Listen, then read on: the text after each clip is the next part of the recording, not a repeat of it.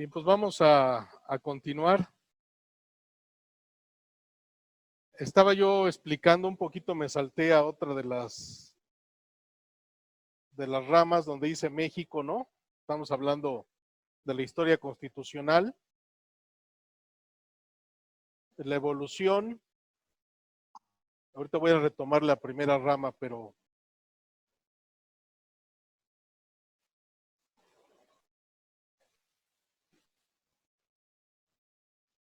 y decíamos, y llegamos a la Constitución de 17, ¿no?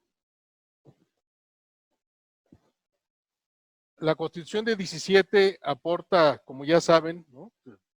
Es algo de los aportes y los avances de nuestro país. Se habla que es la primera constitución social del mundo, que ahí se peleaba el lugar con la Constitución rusa y con la Constitución de Weimar. ¿Por qué se le llama una constitución social? Pues porque es una de las primeras constituciones que busca proteger grupos en específico, grupos jurídicamente desfavorecidos, como eran los campesinos y como eran los trabajadores. No voy a andar en estos temas, es simplemente un recorrido, algo que ustedes ya saben. ¿Qué ha sido de la Constitución, para irnos acercando ya a la actualidad? ¿Qué ha sido de la Constitución mexicana de 17 a la fecha? En los materiales, hay uno de los materiales que es, les comento,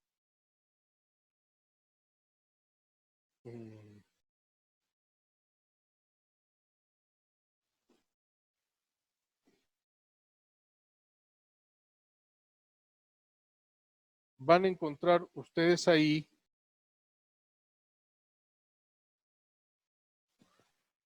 uno que es un material que se llama estudio introductorio y que es una exposición más o menos sucinta de lo siguiente. En el Instituto de Investigaciones Jurídicas hace algunos años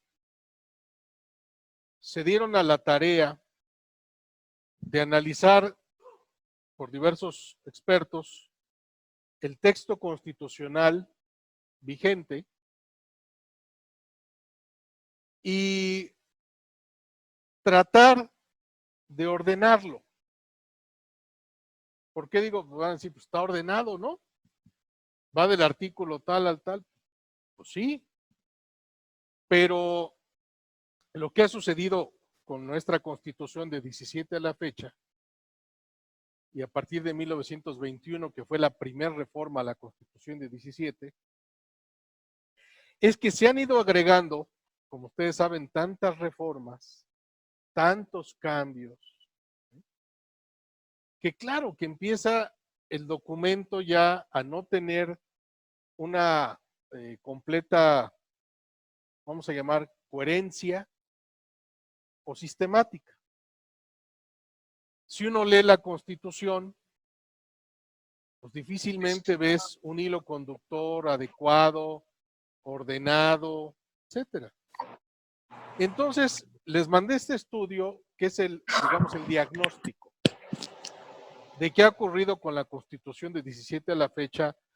En ese entonces, creo que se quedó este estudio hasta 655 reformas que había, pero señala muy bien el periodo presidencial. Es más, no sé por qué mis colegas, se me hace interesante, pero raro, se metieron hasta analizar el número de palabras.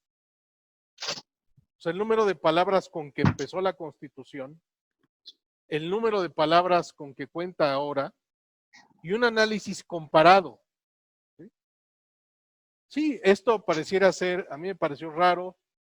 Ya después pensándolo un poco más, dije, bueno, creo que sí es importante porque refleja lo difícil que es generar una cultura constitucional. No solo en el ámbito jurídico, sino en la población. O sea, ¿cómo puedes entender un documento de esa complejidad y de esa magnitud?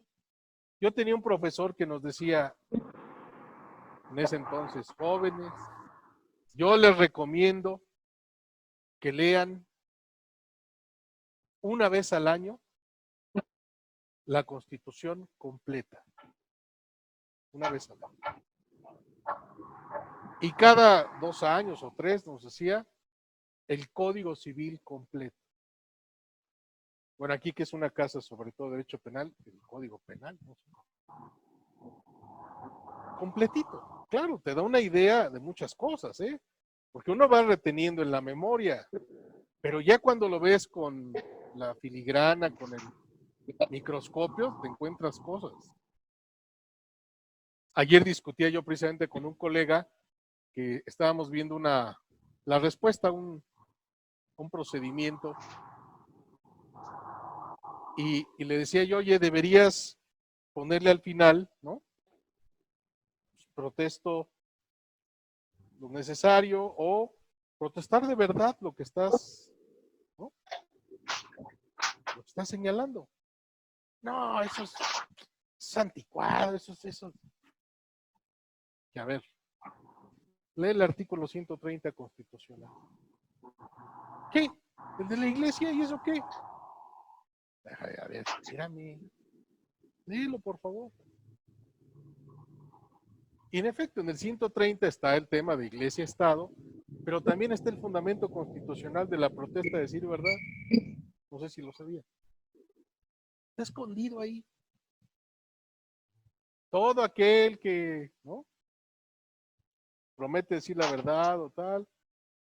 O sea, constitucionalmente tiene un asidero eso que ponemos, ¿no? Bajo protesta de decir verdad tiene un fundamento constitucional.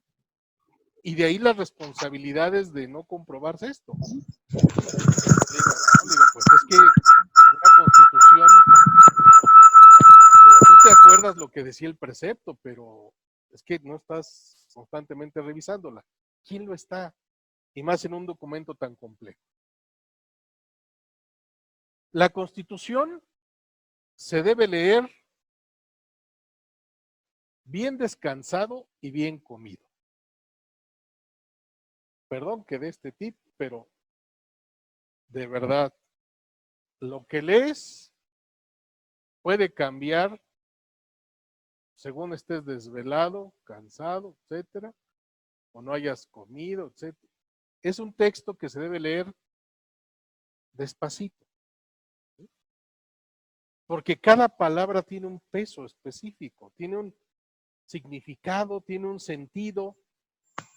¿Cuántas veces no había reclamos de algunas organizaciones sobre el tema de la vivienda? Tenemos derecho a ser propietarios de una casa, ¿no? Y había manifestaciones y grupos. Derecho a la vivienda. A ver, ¿en dónde dice eso? ¿Sí? Toda familia gozará. Gozará, no dice, perdón, del gozará a ser propietario, pues hay un gran trecho. Sí, el legislador, el constituyente permanente, el órgano revisor, pues cuida muy bien lo que pone, porque de repente puedes generar una exigencia de la que no puedes tú dar cuenta, ¿no? Entonces, cuidado, por eso se debe leer con mucha precaución. Entonces, en este estudio se me hizo interesante y se los mandé de 10, 15 cuartillas o 20, no sé, donde analiza todo lo que encontraron, contradicciones, redundancias, ¿no? Por ejemplo, vi un caso que me llamaba la atención donde se prohíbe para ciertos cargos, ¿no? Cargos públicos, ser ministro de culto. Pero eso está en una parte de la Constitución, en cada uno de los requisitos para ser a lo mejor presidente, a lo mejor legislador, y está repetido en el 130. Entonces, de esas cosas, ¿no? Oye, pues eso es redundante, ponlo en un lugar y se acabó. o ponlo, o esto está sobrando, ¿no? Entonces hizo todo un análisis de lo que les doy ahí el estudio introductorio como crítica. Y después se hizo una propuesta. La propuesta es un texto, está ahí en la página de internet de Jurídicas, hay todo un micrositio sobre esto. El texto como ejercicio académico que se propone, o sea, es un texto que no busca variarle nada, o sea, no busca, nosotros ahora vamos a legislar y vamos a ser el constituyente académico, no. Es un texto, una propuesta de ordenación, depuración y sistematización. Interesante.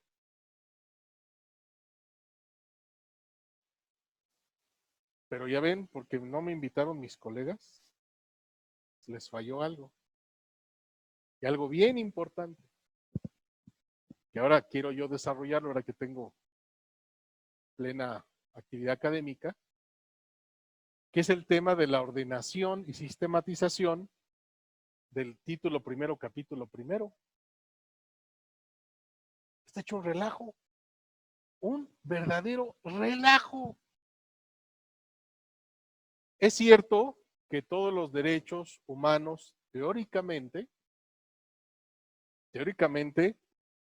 si todos los derechos son reflejo o protegen la dignidad humana o un sector o una expresión de la dignidad humana, pues todos los derechos tienen mismo valor. Claro, si nos vamos a otro plano, a lo mejor el plano de la práctica, me dirán, oiga, usted no va a comparar el derecho a la vida con el derecho de petición, ¿no? O sea, como que hay una prelación, bueno, teóricamente no la hay, teóricamente. Pero si uno analiza el Pacto de Derechos Civiles y Políticos o la Convención Americana, el tratado que quieran de esos generales, o la Declaración Universal, el protocolo, la Declaración Americana o la Universal, si bien no hay una prelación en términos de superioridad, inferioridad o supeditación, hay un orden, por lo menos eso. ¿Cuál creen ustedes que debería ser el primero de los derechos? En orden, no digo prelación. En un orden, si ustedes quieren, simplemente hasta didáctico, ¿no? Pues la vida, ¿no? Y después, la integridad personal. Y después, la libertad personal. Y después, la libertad, ya iremos, la expresión, pero perdón, hay un orden, no una prelación. Un orden didáctico. Bueno, ¿cuál es el orden de nuestra Constitución? Artículo primero, está bien, las bases. Y eso es después de la reforma, de 2011. Ahí están los criterios generales, universalidad, indivisibilidad, ¿no? Progresividad, etcétera. Las obligaciones de respeto, protección, garantía, etcétera. Todo bien. No discriminación, me parece está bien. De hecho, la no discriminación es la base de la universalidad. Si vale para unos y para otros no, pues entonces no hay universalidad, no hay derechos humanos. Artículo segundo. Derechos de las personas y poblaciones indígenas. Artículo tercero, educación. Cuarto, todo lo que quepa ahí y sigan metiendo ahí. Agua, alimentación, esto y lo otro. Es un desorden impresionante. Yo lo que me propongo ahora es ordenar eso. No agregarle los derechos que yo crea, no. Nada más ordenar y decir, acaba primero este. Es más, me voy a encontrar con sorpresas. ¿Por qué? Pues porque en materia de derechos, ni están todos los que son y ni son todos los que están. ¿Por qué no están todos los que son? Pues porque sabemos que está el título primero, capítulo primero, pero que hay otros derechos en otras partes de la Constitución, los derechos laborales. ¿Son derechos humanos? Sí, claro, está reconocido. Debería estar acá. Es más, debería haber un apartado, derechos individuales, derechos sociales, instrumentos de garantía. Eso debería ser. Y ya después todo lo orgánico. ¿Sí? Derechos políticos, pues deberían también estar en el, no fuera del título primero, capítulo primero. Es más, eso sirvió hasta para negarles la posibilidad del amparo, porque se decía antes que solo las garantías individuales. Ni son todos los que están, ¿por qué?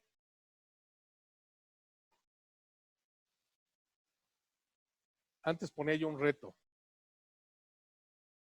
cuando no había tanto acceso a Internet. Pero el reto era, a ver, ¿quién me puede localizar un tratado internacional de derechos humanos que contenga como derecho humano, o sea, inherente a la dignidad humana, el poseer armas en el domicilio o hasta portar armas?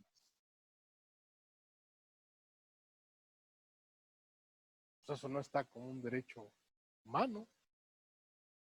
Es un resquicio de las enmiendas norteamericanas. De hecho, la corriente es completamente contraria, ¿no? La idea es desarmar, no es armar.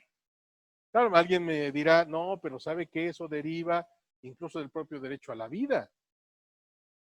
Si mi vida se ve amenazada, bueno, tendría que elaborar. Pero como tal, no existe. Ubíquenlo en la Declaración Universal, una americana, ¿no? Entonces, podríamos decir que es un catálogo, ¿no? Que está disperso, no está sistematizado, y eso ocurre con toda la Constitución. A lo que voy es que lo que tenemos ahora como un documento constitucional, pues lleno de remiendos, lleno de temas, hasta de ocurrencias, ¿no? Y lo peor es que el catálogo de derechos lo utilizaron para meter cosas, fíjense, o sea, eso para mí esa parte debería ser sagrada, pues. Ah, no, pues lo utilizaron, metieron el 28 constitucional, metieron una serie de cosas de desarrollo económico del Estado, los monopolios, cosas que no encuentran en ningún catálogo así. Claro, ahora con los derechos sociales sí cobran cierto sentido, ¿eh? Ahí van a decir, es que fueron visionarios. No, pues es que nos alcanzó la realidad, esa es otra cosa. Entonces, nuestra constitución actual tiene una serie de problemas de sistematización, de orden, etcétera. Por eso les sugiero que quienes tengan oportunidad le den un vistazo a esa introducción. Viene incluso una tabla con qué periodo hubo más reformas, ¿no? Yo no sabía que uno de los campeones de las reformas constitucionales fue Miguel de la Madrid. Creo que es el que se lleva. Y ahí vienen, o sea, por periodo presidencial, ¿cuántas reformas a la Constitución, ¿no? Cuando precisamente lo que distingue, creo, a un documento constitucional es su carácter cuasi inmutable. La idea es que se prolongue en el tiempo, porque si no, ni siquiera das tiempo a que se ajuste la realidad cuando ya volviste a hacer otro cambio. ¿Cómo es posible que en los Estados Unidos de América, la nación más poderosa del mundo, en términos fácticos, pues siga con una constitución de 1787, con 21 enmiendas, veintitantas, no llegan a las 30, ¿eh? No tengo el dato ahorita de cuántas son en la actualidad. ¿Cómo es posible? Con un documento de 1787.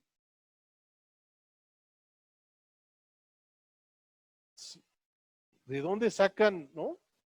las atribuciones, etcétera, para adaptarse, por ejemplo, a cosas como la Internet o el comercio vía Internet, etcétera. Tiene su cláusula de comercio y esa le ha servido para 10,000 cosas.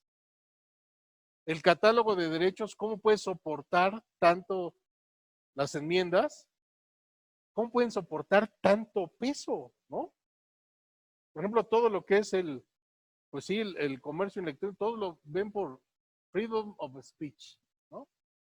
Uy, a eso le han estirado, pero toda la industria pornográfica está colgada de eso. Freedom of speech, ¿no? Pero bueno, son formas. Nosotros hemos elegido otro camino. Nosotros hemos desafortunadamente llegado a un punto de desconfianza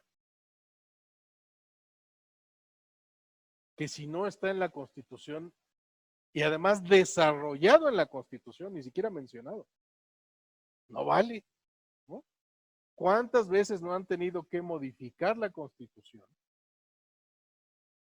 Es más, creo que sí tenemos el artículo y creo que es el 27, el más largo del mundo, porque toda la ley agraria de ese entonces, de inicios del siglo XX, la pasaron al 27. Así completita, copiaron y pegaron ahí la ley agraria. O sea, si no está en la Constitución, claro, ha hecho una Constitución muy compleja, ¿no? Pesada, difícil. Hay una iniciativa en la universidad de la Constitución para niños, ¿no? ¿No la han visto? Explicada, tratando, y pedagogos y todo, y dije, a ver, ¿no? Eso va a ser bien interesante, ¿no? Es más, pues da gusto hasta, a ver, voy a leerla, a ver si de verdad logran transmitir tanta complejidad como para crear ciudadanía. ¿Cómo le haces? ¿No? Muy complejo. Bueno, creo que hay una también de Ríos, ¿no? De estos, de los moneros de la jornada.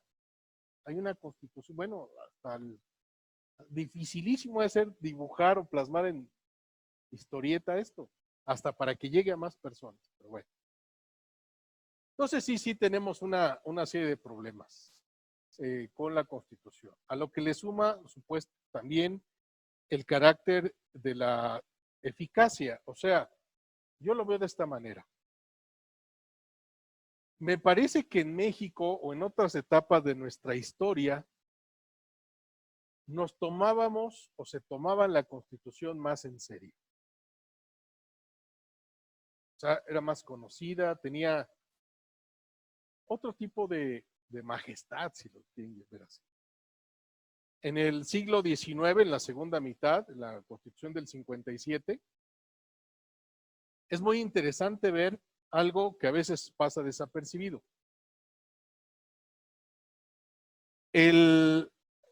Ustedes saben que el amparo y las sentencias de amparo se publican o las tesis en el Semanario Judicial de la Federación, que lo creó Benito Juárez en 1870. Antes de tener ese medio oficial para dar a conocer las sentencias, las ejecutorias, en las leyes de amparo previas, la primera ley de amparo, las sentencias de amparo se publicaban en todos los periódicos de la época. Claro, a los colegas del Poder Judicial, es que nosotros somos transparentes desde el siglo XIX. Nuestros fallos son públicos. Perdón, no era por eso. No era por eso que se publicaban en los periódicos. La ley de amparo decía, se publicarán en los periódicos para efecto de la responsabilidad que haya que exigir a aquella autoridad que se atrevió a transgredir la Constitución. O sea, amparo concedido, responsabilidad del autor de la violación de la Constitución. Ah, qué distinto, ¿no?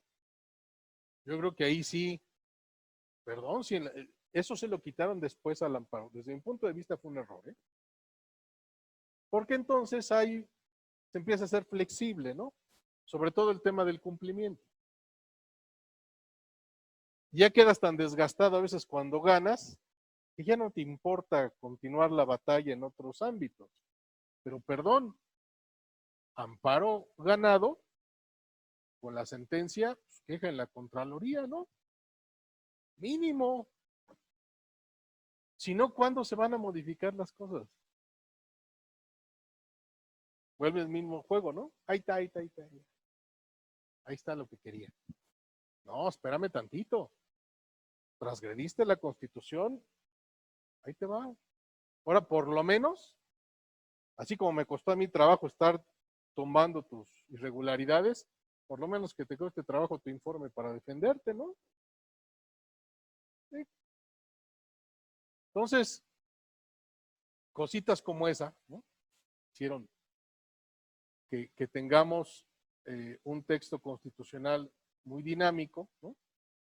En reformas, en cambios y cambios y cambios, y que sea difícil y que sea un obstáculo a veces para la eficacia.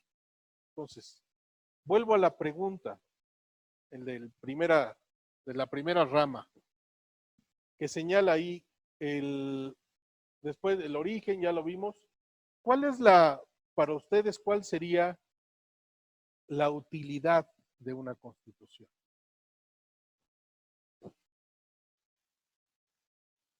Más allá de un tema, ¿ustedes creen que es útil contar con un documento constitucional o no? ¿Cuál es la utilidad?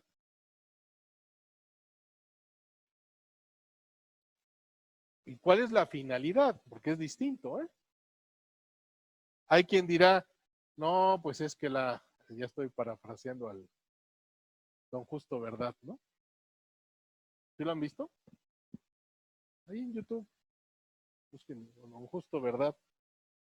Es Héctor Suárez, ¿no? Está personificado y juega mucho con digamos, elogia una cosa muy interesante.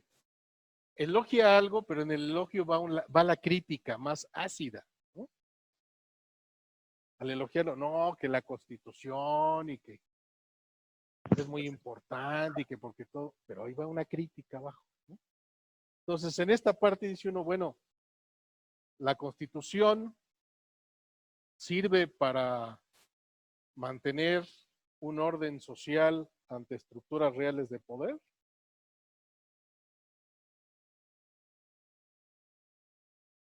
La Constitución es un texto o un pretexto.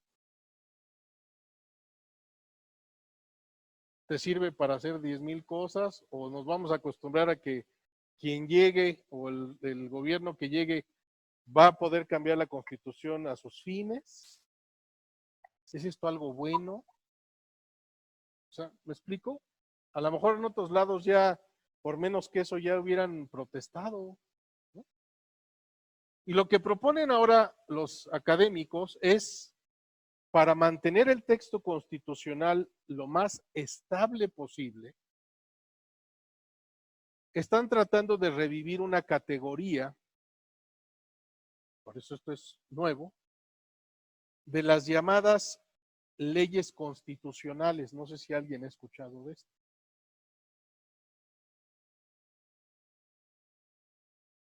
¿Se acuerdan que les platiqué del acta de reformas y que dice, es que el catálogo de derechos va a ser materia de una ley constitucional?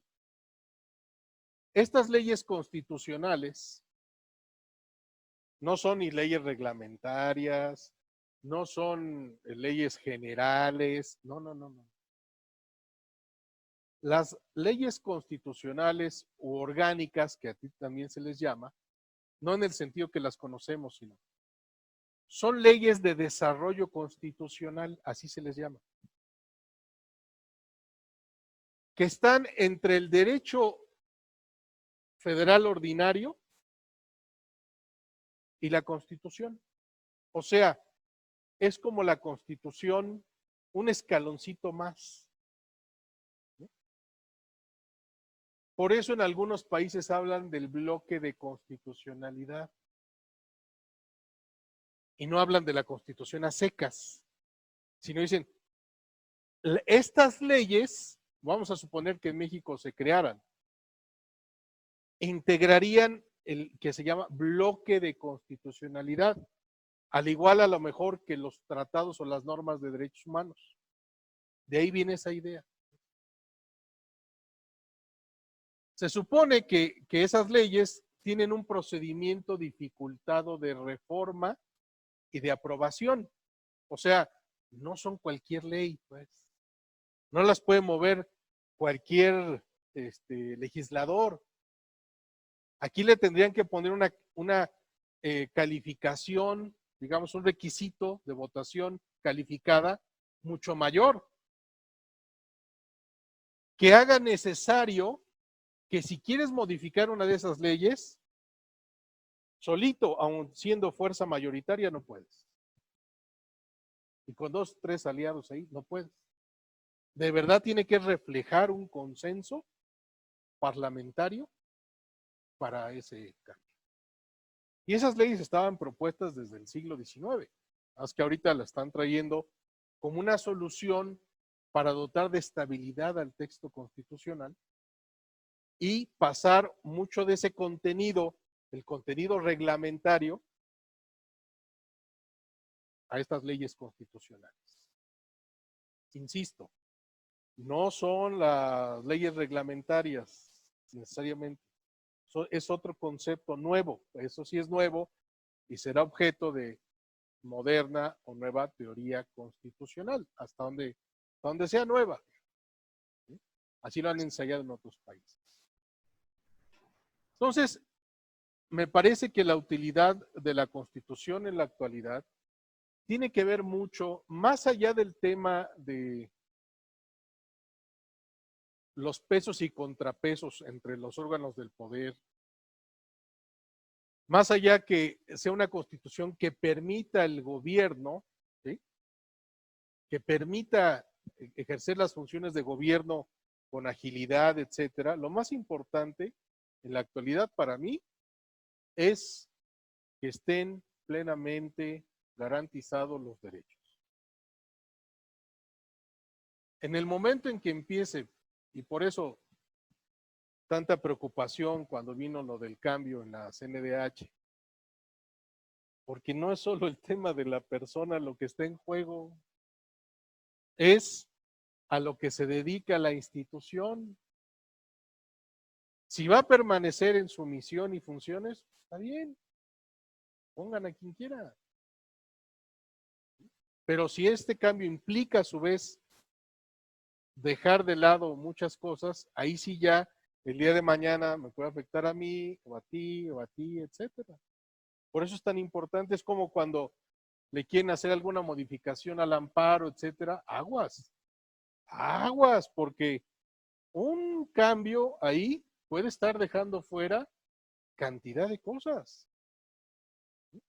sin protección, sin posibilidad de acceso a la justicia, ¿no? O en la materia penal, pues no se diga, ¿no? Ustedes saben, un cambio, esto que están proponiendo, es cosa de que se pondere adecuadamente, porque además hay reglas para eso. No puedes llegar y cambiar lo que quieras. Hay una serie de cuestiones de la progresividad, de no regresividad, de prohibición de suspensión de los derechos, no solo formal, sino también material, ¿no?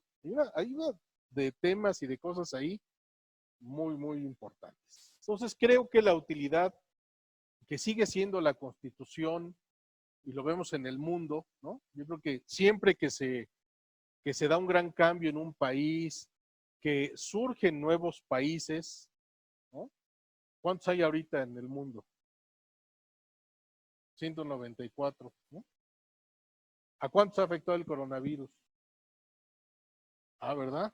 Ah. Pues iban iban 40 y tantos. O sea, ya casi la mitad, no la mitad, pero sí la tercera parte seguro. Sí, 194, exactamente. Y yo diría, entre comillas, porque depende mucho del reconocimiento de otros estados, algunos países, ¿no? Bueno, simplemente el tema de Palestina. Había otro país que también estaban, que si obtenía el reconocimiento de los demás, pues eso es lo que lo convierte. Pero inmediatamente que tengan ese aval, ¿qué es lo que requieren o van a generar? Una nueva constitución. ¿Sí? Necesariamente una nueva constitución. Es más, en México, ustedes saben, de cuando en cuando viene otra vez el run run, ¿no? De si en lugar, la propuesta académica no va necesariamente como la caja de Pandora, ¿no? Una caja de Pandora benigna. Trae algo. ¿Qué es ese algo? Decir, oigan, se puede ordenar la constitución, se puede sistematizar, se puede hacer mejor sin una nueva constitución. Porque la palabra nueva trae connotaciones muy diversas, ¿eh? Sobre todo porque usualmente las nuevas constituciones o las grandes reformas así, pues a veces derivan de movimientos violentos, en efecto. Pues nuestra constitución surgió de revoluciones y la anterior de movimientos armados. Se puede hacer un tránsito a una nueva constitución, digamos, en tiempos de paz, ¿sí? Pero ¿cómo garantizas ahí los derechos de las minorías? Porque el tema es ese. La constitución no solo es garantizar las decisiones de la mayoría, sino cuáles son las salvaguardas para los que no piensan igual, para las minorías de todo tipo. Ese es el tema. Los aguas, porque hablar de una nueva constitución, miren, vean el relajo de la Ciudad de México. Todo lo que pasó, todo lo que tal, y aún así, el producto mismo, de verdad, si por lo menos la mitad de lo que dice ahí fuera verdad, estamos en Disneylandia. Muy difícil hacer realidad eso. Y ya se lo impusieron como norma jurídica. Esto nos lleva a otros temas que vamos a ver más adelante, sobre todo el tema de los instrumentos de garantía, ¿no? De lo local. ¿Hasta dónde van a dejar o permitir que pueda existir en lo local instrumentos de garantía de lo local, que no coincida con lo federal, como lo intentó Veracruz, como lo intentaron varios, ¿no? Bueno. Y vamos entonces al tema, ¿cuáles son las características, digamos, de todo documento constitucional? Ya las estuve diciendo. Puede estar en un documento o varios documentos, por lo regular solemnes, que contienen la organización básica del Estado, los derechos de la persona, y yo decía, hay unos que dicen, y los procedimientos de formación y modificación de las leyes. Yo digo que es algo más, porque actualmente no solo se compone el ordenamiento jurídico de normas legisladas. ¿Dónde quedan los precedentes? ¿Dónde quedan las fuentes del derecho internacional? Etcétera. Les adelanto un problema fáctico, práctico. Nuestra Constitución reconoce por lo regular a los tratados internacionales. Pero los tratados internacionales no es la única fuente del derecho internacional. ¿Cómo le vamos a hacer con el resto de las fuentes del derecho internacional? ¿Cómo recepciona nuestra jurisprudencia el llamado soft law. ¿Alguien ha escuchado esa expresión? Soft law. O sea, que son normas, pero que no son normas de los tratados. Pero finalmente están ahí en gatopardismo, ¿no? Entonces, ese son el tipo de problemas actuales. ¿Puedo yo invocar algo que no esté en un tratado ratificado, pero que sea reconocido internacionalmente como parte, por ejemplo, del llamado jus cogens? ¿Sí? El jus cogens es algo más que mera práctica internacional. Es un derecho reconocido por la comunidad internacional que no puede ni siquiera ser tumbado por tratado o pacto en contrario. Está por encima de la voluntad de los estados. Por ejemplo,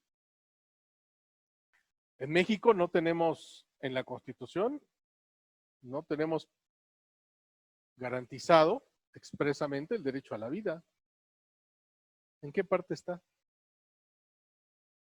Antes lo derivábamos de la prohibición del 22, ¿no? A contrario censo, pero ¿dónde está? Garantizado, ahí está.